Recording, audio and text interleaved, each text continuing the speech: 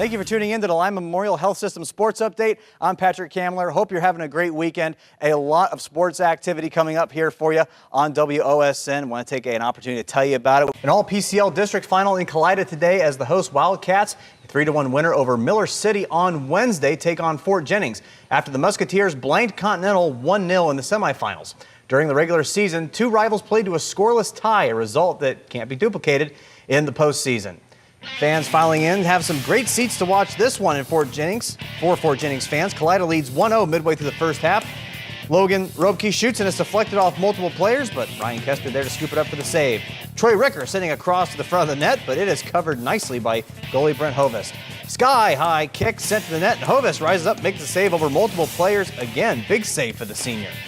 Penalty kick by Troy Ricker goes uncontested by Hovest, and Fort Jennings scores to get on the board near the end of the first half. We are tied at 1. Austin Swift dribbling for Kalida, stops and kicks, and Kester is there for the catching save. He electrified the Fort Jennings crowd with that one. Fort Jennings would come up the winners in this one, 2-1. Welcome into the warm-up show sponsored by US Plastics. I'm Patrick Kamler. Mark Kuntz will be along here very shortly as we take a look at Spencerville Bearcat football for the 2014 season.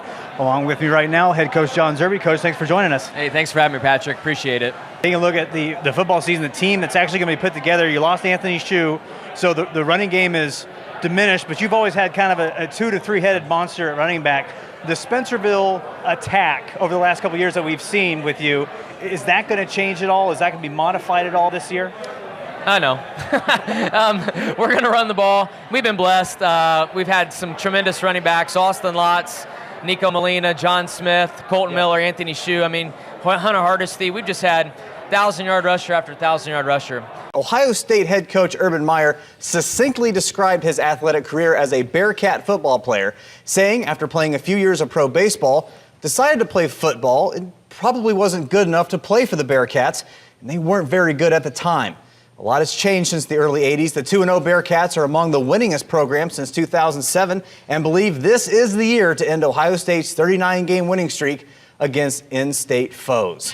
Taking a look at the highlights tonight, you know Bearcat may rhyme with doormat, but Cincinnati was having none of it early on here. Gunnar Keel getting them off to a fast start. Good protection from Coldwater grad Eric Lefeld. Keel connect with Chris Moore, 60-yard touchdown. Cincy has a 7-0 lead.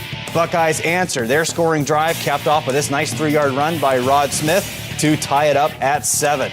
Still in the first quarter, 16-7 Bucks now after a safety. JT Barrett across the middle hooks up with Devin Smith for a 19-yard score. Ohio State up 23-7. Cincinnati not going to go away in this one early or easy. Less than a minute left in the first half.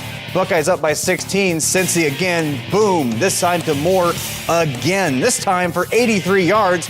Runs away from the defense, makes it 30-21 Ohio State. Lead at the break. Moore with 221 yards receiving and 3 touchdowns in this game. Another 70-yard touchdown pass to Moore later on. This time, it's a 5-point Buckeye lead, but JT Barrett finds Dontre Wilson right there for a 24-yard score. Gives the Buckeyes some breathing room and eventually the win. Ohio State hangs on to win in this one, 50-28. JT Barrett, 25-35 for 324 yards, 4 touchdowns. Also picked up 79 yards on the ground.